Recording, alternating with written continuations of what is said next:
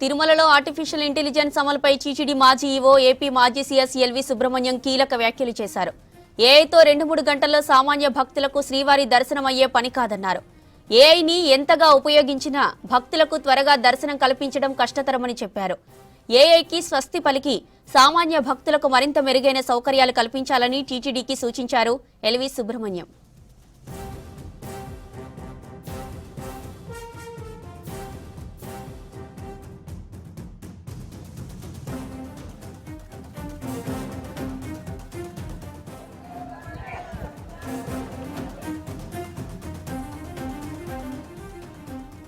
ఉదయం తిరుమల శ్రీవారిని దర్శించుకున్నారు ఎల్వి సుబ్రహ్మణ్యం. వీఐపీ బ్రేక్ టైంలో స్వామివారిని దర్శించుకుని మొక్కులు చెల్లించుకున్నారు.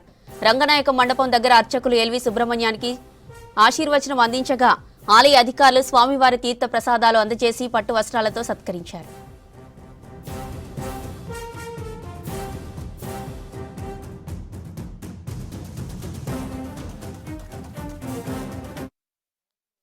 భక్తుల సంభాషణ తిరుమలలో దర్శనాన్ని 3 గంటల లోపల గంట లోపల చేయించగలుగుతాము అనే ఒక ఆలోచన విధానం గురించి మాట్లాడారు భక్తులు.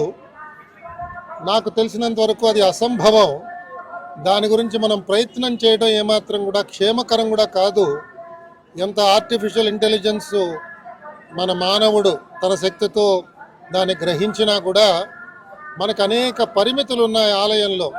కొన్నిసార్లు భక్తులకి సౌకర్యం కల్పిద్దామని చెప్పి పెద్దలు ఆ విధంగా ఆలోచన చేసి వ్యక్తపరిచారు. కానీ అది ఆచరణ అసంభవం అని చెప్పి నేను సవినయంగా వారికి మనవి చేస్తూ ఆ ఆలోచనని దయచేసి విరమించుకుని దాని గురించి అనవసరంగా ధనాన్ని వ్యయం చేయకుండా వచ్చిన భక్తులకి ఇవాళ జరిపిస్తున్న దర్శన సమయం కూడా అందరికీ ఆమోదమే.